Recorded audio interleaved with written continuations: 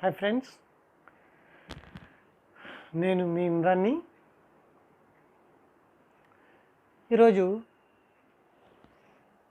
సోషల్లో 10th class సోషల్లో రెండో lesson అండి. Second lesson ideas of development. Ideas of డెవలప్మెంట్లో మనం తెలుసుకోవాల్సిన కీవర్డ్స్ కొన్ని ఉంటాయి. అవి తెలుసుకున్న తర్వాత ముందుకు వెళ్దామండి. మరి అవి ఏంటి అంటే, ఫస్ట్ ఇన్కమ్. ఇన్కమ్ అంటే ఏంటి? మన ప్రాథమిక అవసరాలు, అలాగే తర్వాత మన సెకండరీ అవసరాలు ఏవైతే ఉంటాయో, ప్రైమరీ అండ్ సెకండరీ అవసరాలని తీర్చుకోవడానికి కావలసిన మొత్తాన్ని ఇన్కమ్ అంటారు. అంటే మన యొక్క అవసరాలను తీర్చుకోవడానికి కావాల్సిన మొత్తం ఏదైతే ఉందో దాన్నే మనం ఇన్కమ్ సోర్సెస్ అంటాం. తర్వాత గోల్స్ అండి. ఇన్కమ్ అంటే అర్థమైంది కదండి, మనకి కావాల్సిన అంటే మన నిజ జీవితంలో మన అవసరాలని తీర్చుకోవడానికి మనం సంపాదించే మొత్తం ఏదైతే ఉంటుందో దాన్నే ఇన్కమ్ అంటున్నాం. గోల్స్ ఒక్కొక్కరికి ఒక్కో రకమైన గోల్స్ ఉంటాయి. చదువు రీత్యా కావచ్చు, లేకపోతే పొలాల రీత్యా కావచ్చు, లేకపోతే పని చేసే వాళ్ళ రీత్యా కావచ్చు. ఒక్కొక్కరికి ఒక రకమైన గోల్ ఉంటుంది.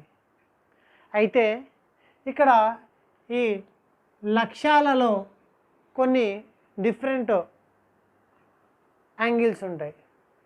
ఎలాగంటే ఒకరి యొక్క ఎదుగుదల సంబంధించిన లక్ష్యము మరొకరికి శాపంగా కూడా మారచ్చు. అంటే లైక్ ఫర్ ఎగ్జాంపుల్ చూద్దాం. ఒక పొలం ఉన్న ఆసామి ఏం కోరుకుంటాడు? ఎక్కువ పని చేసేవాడు కావాలి, తక్కువ కూలీ పని తీసుకునే కావాలి.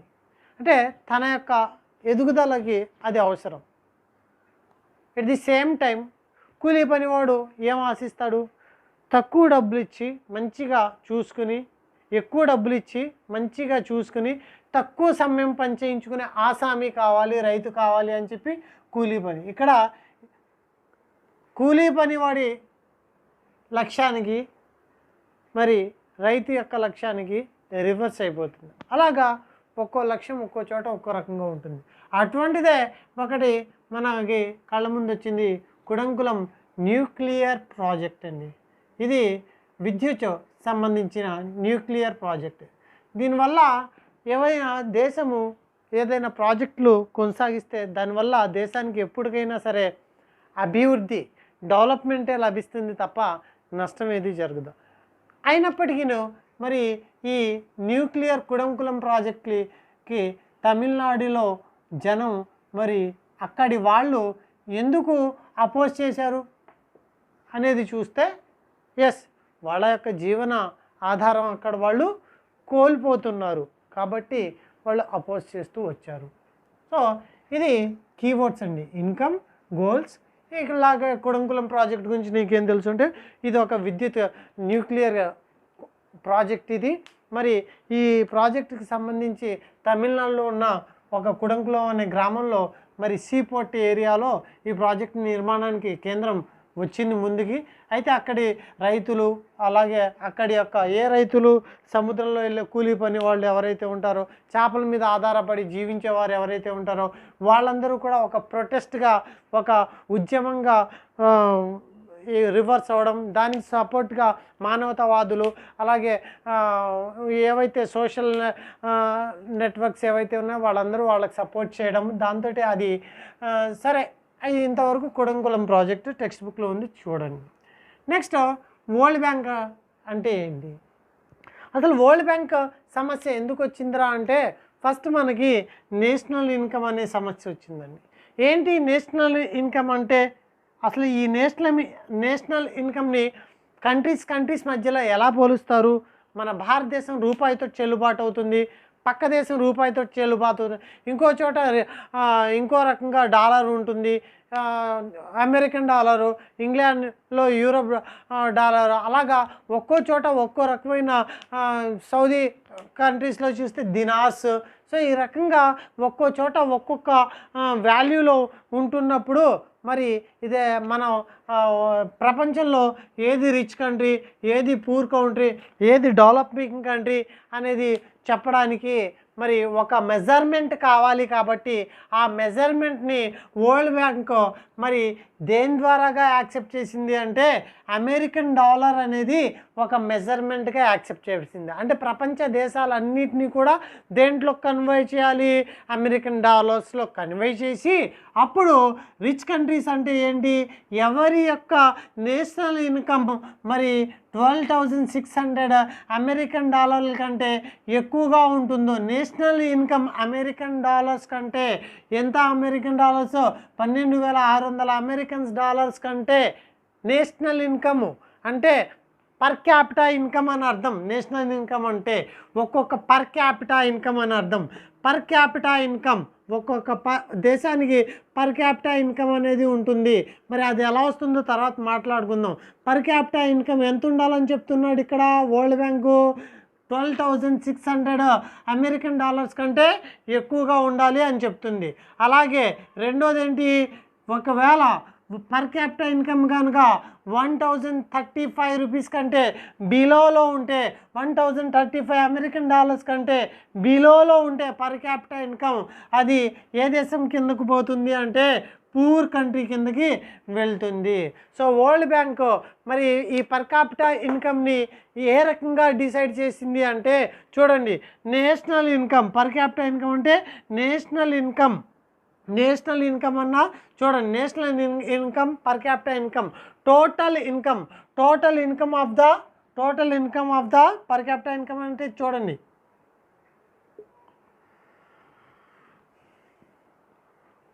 Per capita income. So national ఇన్కమ్లో నుంచి పర్ క్యాపిటా ఇన్కమ్ అనేది ఎలా తీస్తున్నావు అంటే total income of the country, total income of the country by total population of the country. For example A అనే ఒక కంట్రీ తీసుకుందాం. ఈ కంట్రీలో ఒక 10 మంది ఉన్నారు అనుకుందాం, 10 మంది ఉన్నారు అనుకుందాం. ఈ కంట్రీలో ఎంతమంది నివసిస్తున్నారు, ఒక 10 మెంబర్స్ నివసిస్తున్నారు. మరి పర్ క్యాపిటా అంటే ఏంటి, ఈ 10 మెంబర్స్లో ఒకడు ఏంటి ఒక 10,000 సంపాదిస్తాడు నెలకి, సంవత్సరానికి ఒకడు నెలకి 10,000 లేదా నెలకు 10,000, ఇంకొకడు నెలకి ఎంత సంపాదిస్తాడు అంటే రెండోవాడు 5,000 సంపాదిస్తాడు, మూడోవాడు 5,000 సంపాదిస్తాడు, నాలుగోవాడు 3,000 సంపాదిస్తాడు, ఐదోవాడు 3,000 సంపాదిస్తాడు, ఆరోవాడు 4,000 సంపాదిస్తాడు. ఉన్న నలుగురు ఏమీ సంపాదించడం లేదు. కానీ ఏ అనే కంట్రీలో సంపాదించే వాళ్ళు ఎంతమంది, 6 మందే ఉన్నారు, కానీ నలుగురు ఏమీ సంపాదించట్లేదు. కానీ ఇక్కడ పర్ క్యాపిటా ఇన్కమ్ అంటే ఎంత అంటే మొత్తం టోటల్ ఇన్కమ్ ఎంత ఇక్కడ అంటే 10,000, 5,000, 5,000, 20,000 ప్లస్ 3, 3, 4 అంటే మొత్తం 30,000 వేసుకోండి. 30,000 బై ఎంతమంది నివసిస్తున్నారు, 10 మంది నివసిస్తున్నారు. సో 3,000 ఇక్కడ పర్ క్యాపిటా ఇన్కమ్ ఎంత, 3,000 అని అర్థం. అప్పుడు ఈ క్యాడర్లో సంపాదించని నలుగురు ఉన్నారు కదా, వాళ్ళు కూడా సంపాదిస్తున్నట్టే లెక్క. సో మన ఇండియాలో హెచ్చు తగ్గుల కారణం కూడా ఇదే, సంపాదించని వాడేమో ఎక్కువగా సంపాదిస్తున్నట్టు లెక్కలు చూపిస్తున్నారు. సో ఈ రకంగా పర్ క్యాపిటా ఇన్కమ్ అనేది ఈ రకంగా రావడం అనేది జరుగుతుంది. ఇక్కడ ఎవరి ఇన్కమ్ ఎంత అనేది లెక్క కాదు. పర్ క్యాపిటా ఇన్కమ్ అంటే నేషనల్ ఇన్కమ్తో, పర్ క్యాపిటా ఇన్కమ్ అంటే టోటల్ నేషనల్ ఇన్కమ్ వేసి బై టోటల్ పాపులేషన్తో దాన్ని క్యాలిక్యులేట్ చేస్తే వచ్చేదాన్నే పర్ క్యాపిటా ఇన్కమ్ అంటాము. మరి ఇంకా ఏ ఇష్యూస్ గురించి మనం ఇక్కడ మాట్లాడుకుంటాము అంటే ఐఎంఆర్ అండి. అంటే కేవలం మనం ఒక చోట నివసించాలి అంటే శాలరీ ఉంటే సరిపోతుందా అనేది చూస్తాము. కేవలం మనకి శాలరీ ఉంటే సరిపోతుందా, ఒక 50,000 ఉద్యోగం, నెలకి 50,000 శాలరీ ఇస్తాడు, ఎక్కడో ఎడారి ప్రాంతంలో వచ్చింది. ఇంకొక చోట 45,000 శాలరీ లేదా 40,000 శాలరీ, కానీ మంచి టౌన్కి దగ్గరలో ఒక సిచ్యువేషన్, అంటే అక్కడ ల్యాండ్స్ బాగుంటాయని తెలుసు, అక్కడ హెల్త్ బాగుంటుంది అని చెప్పి తెలుసు, అక్కడ ఇన్కమ్ బాగుంటుంది. ఇన్కమ్ 45,000 లేకపోతే 40,000 అయినప్పటికీ, అంటే అక్కడ ఎడారిలో 50,000 సంపాదించడం కంటే మరి చక్కగా అన్ని ఫెసిలిటీస్ ఉన్న చోట, రెంట్ హౌసెస్, ప్రజలందరూ ఉన్న చోట, అంటే సెక్యూరిటీ కోరుకుంటాము, హెల్త్ డిపార్ట్మెంట్ కోరుకుంటాము, అలాగే నెక్స్ట్ ఇంకా పిల్లల యొక్క ఎడ్యుకేషన్ చూస్తాము. సో ఇవన్నీ ఉన్న చోట ఉంటామా? 40,000కి అసలు ఏమీ లేదు, 10,000 ఎక్స్ట్రా వస్తుందని చెప్పి ఎక్కడికో వెళ్ళిపోయి అక్కడి నుంచి వ్యానుల్లో హాస్టల్స్లో పిల్లల్ని పెట్టి చదివించే ప్రయత్నం చేస్తామా అంటే ఖచ్చితంగా నెలకు 40,000 అయినా పర్వాలేదు, మనకి అక్కడ ఎడ్యుకేషన్ ఉంది, హెల్త్ ఉంది, సెక్యూరిటీ ఉంది అని చెప్పి ఏవైతే ఈ ప్రోగ్రామ్, అంటే కేవలం మనం నివసించేది కేవలం ఇన్కమ్ సోర్స్ మీదే కాదు, అదర్ సోర్సెస్ కూడా ఉంటాయి అని చెప్పడం ఇక్కడ నా ప్రయత్నం. సో ఈ రకంగా మనము ఈ ఇన్కమ్తో పాటు ఇంకా దేనికి ఇంపార్టెన్స్ ఇస్తాము అంటే ఇవి హెల్త్ పరంగా చూడండి.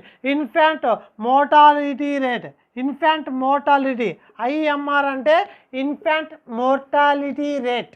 మరి ఈ ఇన్ఫాంట్ మోర్టాలిటీ రేట్ అంటే ఏంటి అంటే, ఈరోజు 1,000 మంది పిల్లలు ఒక చోట పుట్టిన తర్వాత 1,000 మంది పిల్లలు ఒక చోట పుట్టిన తర్వాత 1 సంవత్సరం తర్వాత ఆఫ్టర్ 1 ఇయర్, మరి ఆఫ్టర్ 1 ఇయర్ అక్కడ ఎంతమంది పిల్లలు చనిపోయారో, ఎంతమంది పిల్లలు చనిపోతున్నారో దానినే ఆ చనిపోయిన పిల్లల యొక్క రేట్నే ఇక్కడ ఇన్ఫాంట్ మోర్టాలిటీ రేట్ అని చెప్తున్నాం. ఫర్ ఎగ్జాంపుల్ ఏ అనే కంట్రీలో 1,000 మంది ఈ 2021లో పుట్టారు అనుకుందాం, 21 మే నెలలో పుట్టారు అనుకుందాం. మరి 2022 మే వరకు అందులో ఏదో సమ్ డిఫరెన్సెస్ వల్ల 42 మంది చనిపోయారు. సో ఇక్కడ ఏ అనే కంట్రీలో మరి IMR ఎంత అంటే ఈ 42 అనేది చెప్పడం అనేది జరుగుతుంది. మరి లిటరసీ రేట్ అంటే ఏంటి అంటే 7 సంవత్సరాల వయసు దాటిన వాళ్ళు స్కూల్లోకి ఎంతమంది వెళ్తున్నారు అంటే, ఫర్ ఎగ్జాంపుల్ చదువుకున్న వాళ్ళందరినీ లెక్క పెడతారనమాట. అంటే ఎంతమంది ఈ 7 సంవత్సరాల పైన ఉన్నారో చూస్తారు, ఎంతమంది మరి చదువుకున్నారు. 100 మంది చదువుకుని ఉన్నారు, కానీ అక్కడ మరి ఎంతమంది 7 సంవత్సరాలు దాటి ఉన్నారు అంటే మరి 200 మంది అక్కడ 7 సంవత్సరాలు దాటి ఉన్నారు. కాబట్టి ఇంటూ 100 చేస్తే పర్సెంటేజ్ వచ్చేది. సో 1/2 × 100 ఎంత 50% ఆ కంట్రీలో ఏది లిటరసీ రేట్ అని అర్థం. లిటరసీ రేట్ అంటే 7 సంవత్సరాలు దాటిన వాళ్ళు మొత్తం అసలు ఎంతమంది చదువుకున్న వాళ్ళు ఉన్నారు, ఒక కంట్రీలో ఎంతమంది చదువుకున్న వారు ఉన్నారు, అలాగా తర్వాత 7 సంవత్సరాలు దాటిన వాళ్ళు ఎంతమంది ఉన్నారు. అదే చదువుకున్న వాళ్ళు 100 మంది, 7 సంవత్సరాలు దాటిన వాళ్ళు 200 మంది ఉన్నారు. సో దీన్ని 2 అలాగా, అంటే ఫర్ ఎగ్జాంపుల్కి చెప్తున్నాను. ఒక కంట్రీలో ఈ రకంగా, అంటే లిటరసీ రేట్ అనే పర్సెంటేజ్ని ఎలా తీస్తారు అంటే ఇలా తీస్తారు. టోటల్ స్కూల్కి చదువుకున్న వాళ్ళు, స్కూల్లోకి వెళ్ళే వాళ్ళు ప్లస్ చదువుకున్న వాళ్ళు బై 7 సంవత్సరాలు దాటిన వాళ్ళు ఎంతమంది ఉన్నారో అది కడితే లిటరసీ రేట్ అనేది వస్తుంది. మరి నెట్ అటెండెన్స్ రేట్ అంటే ఎంత అంటే 6 నుండి 16 సంవత్సరాల లోపు పిల్లలందరూ ఎంతమంది ఉన్నారో ఒక పెడతారు. అందులో స్కూళ్ళకి ఎంతమంది వెళ్తున్నారో అది నెట్ అటెండెన్స్ రేట్ అంటే. ఫర్ ఎగ్జాంపుల్ ఒక ఏరియాలో మరి స్కూల్ ఉంది, ఒక కంట్రీలో స్కూల్ ఉంది, ఆ స్కూల్కి 100 మంది వెళ్తున్నారు అనుకుందాము, కానీ అక్కడ 6 నుంచి 17 సంవత్సరాల వాళ్ళు 200 మంది ఉన్నారు అనుకుందాము. మరి నెట్ అటెండెన్స్ రేట్ ఎలా కడతారు అంటే ఇలా కడతారనమాట. సో 50% మంది నెట్ అటెండెన్స్ రేట్లో ఉన్నారు అని చెప్పి చూపిస్తాడనమాట. సో ఇలాగా నెట్ అటెండెన్స్ స్కూళ్ళకి వెళ్ళే వారి యొక్క సంఖ్య, లిటరసీ రేట్ చదువుకున్న వారి యొక్క సంఖ్య, IMR ఇన్ఫాంట్ మోర్టాలిటీ అంటే ఇక్కడ 1000 మందిలో 42 మంది చనిపోయారు లేదా 60 మంది చనిపోయారు లేదా 100 మంది చనిపోయారు అని దేన్ని బేస్ చేసుకుని వస్తుంది ఈ నెంబరింగు? అక్కడ హెల్త్ ట్రీట్మెంట్ ప్రైమరీ అంటే అక్కడ మనకి medicine facility, primary facility, hospital facility బాగుంటే తక్కువ మంది అసలు చనిపోకపోవచ్చు కూడాను. అన్నీ బాగా అవసరాలన్నీ కరెక్ట్గా ఉంటాయి. ఇక్కడ హెల్త్ మెడిసిన్ కరెక్ట్గా ఉంటే అసలు సో IMR ఎంత తక్కువగా ఉంటే ఆ దేశంలో హెల్త్ అండ్ మెడిసిన్ అంత చక్కగా ఉంది అన్నట్టు. లిటరసీ రేట్ ఎంత ఎక్కువగా ఉంటే ఆ రాష్ట్రంలో చక్కగా మరి చదువుకున్న వాళ్ళు అంత ఎక్కువ మంది. సో నెట్ అటెండెన్స్ రేట్ ఎంత ఎక్కువగా ఉంటే అంత డెవలప్ స్టేట్ అని అర్థం. సో ఈ రకంగా మనకి ఐడియాస్ ఆఫ్ డెవలప్మెంట్లో మనకి ఇక్కడ ఇంకొకటి స్టేట్ వైడ్లో ఒక టేబుల్ ఇచ్చాడు. పంజాబ్ చూడండి, IMR అనేది చూస్తే పంజాబ్లో 42 మంది ఒక సంవత్సరానికి చనిపోతున్నారు 1000 మందిలో. హిమాచల్ ప్రదేశ్లో చూస్తే 36 మంది, బీహార్లో చూస్తే 62 మంది. ఏది బెటర్ అండి ఇందులో? సో తక్కువగా చనిపోయిన వాళ్ళు హిమాచల్ ప్రదేశ్లో కాబట్టి మెడిసిన్ ఎక్కువగా ఎక్కడ ఉన్నట్టు, సో హాస్పిటల్ ఫెసిలిటీస్ ఎక్కువగా హిమాచల్ ప్రదేశ్లో ఉన్నట్టు. అలాగే లిటరసీ రేట్ చూసినట్లయితే పంజాబ్లో 77%, హిమాచల్ ప్రదేశ్లో 84%, బీహార్లో 64%. సో ఏది బెటర్లో ఉందండి? లిటరసీ రేట్ ఎక్కువగా ఎక్కడుంది? సో హిమాచల్ ప్రదేశ్లో.